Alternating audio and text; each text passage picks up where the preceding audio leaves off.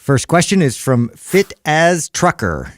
Barbell rows, supinated, pronated, dumbbell, or pen lay? Which one is better for building the back? All the above. Yeah, they're all good. Right. All right, let's break them down so that we can kind of talk about like the I guess the differences between them, right? So let's start with the supinated barbell row. So that's just where the hands are facing up. This is what supinated means.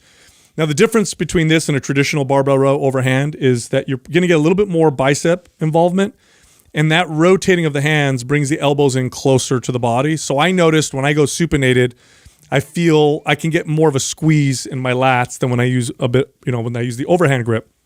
Dumbbell, I get a little bit more mid-back with that because of the rotation at the top, especially when it's one arm at a time.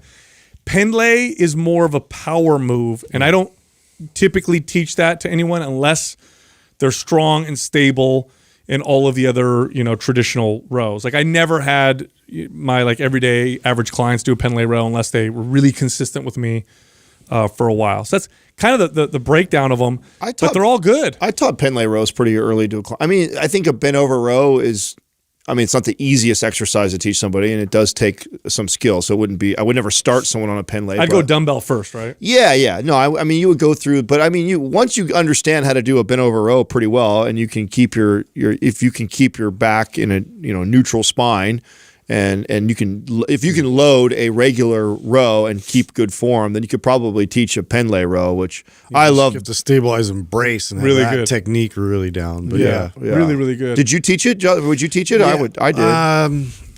Yeah, it'd take a bit. I would teach it eventually, but not until they have a good prerequisite strength and stability. Well, but just because of that fact is now we're moving it fast. Anytime we're moving it fast, like as long as you have the stabilization and the proper mechanics involved, I think that's the next level to progress. Yeah. The way that I like to do barbell, if I had to pick one, because I do them all, is a pronated, which is overhand grip, and I don't go flat to the floor, which, believe it or not, a traditional barbell row, you're supposed to be, horizontal to the floor. So your back is literally flat. That's a traditional row. I like to do it where my upper body's more at a 45-degree angle. And this is the way that Dorian Yates used to barbell row back in the 90s. And he made the exercise real popular because everybody loved how big his back was or whatever. I feel it more that way. Now, when I bend all the way over, obviously can't use as much weight. I feel a little bit more in the upper back and less of the lats.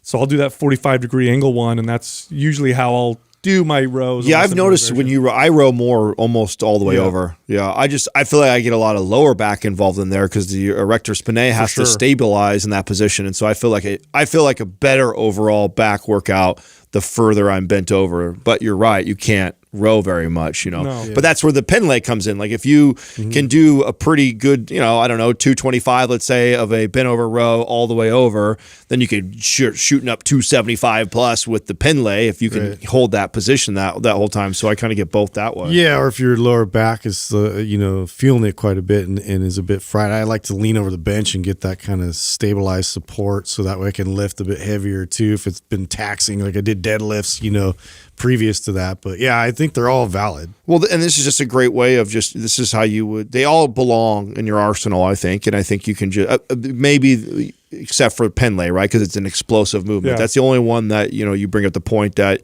you should have pretty good mechanics with your other row exercises before you even consider doing pen lay. But if you have really good row form, then doing this explosive movement, I think is totally fine for somebody. If you do a row, like a good row, barbell row, I'd say probably one of the better ones, or dumbbell row, and a pull-up, you're hitting almost everything. The pull-up, chin-up, or pull-down, I prefer the chin-up. That's really lat heavy. When you're doing the row, you're getting more of that mid-back than you would with a pull-up, and I think you develop a really nice balanced back. And of course, you throw deadlifts in, and you're pretty much covered with the whole deal. But I remember specifically, there was a guy that worked out at Gold's years ago. This is a Gold's I used to go to, and he was like a pull-up machine. That's actually all he did was a million and one different variations of pull-ups. And he had these very well-developed lats, but very weak mid-back and upper back development. And you could tell all he did were pull-ups. So in order to develop balance, especially in such a large musculature, because we say the back, it's the back consists of a lot of muscles. We pretend like it's one muscle. There's so many muscles. You want to do rows, you want to do pull downs, you want scapular retraction, you want to do some kind of scapular elevation. You want to do all this stuff to develop all the different, muscles of that area. Well, and to answer the question, which is which one is better for building the back, and I think you guys would agree, it's the one that you're doing the least out of these, right? So if get good at one of them that you suck at. Yeah. For sure. So the one that you never do is going to end up developing the back the most, because the other ones, your body is somewhat adapted to doing that. So I think they all belong in the rotation, and the best one that you should probably be doing right now is the one that you either never do or rarely do. You like the information in this clip, you guys are going to love the information in this full episode. Make sure you subscribe and check it out.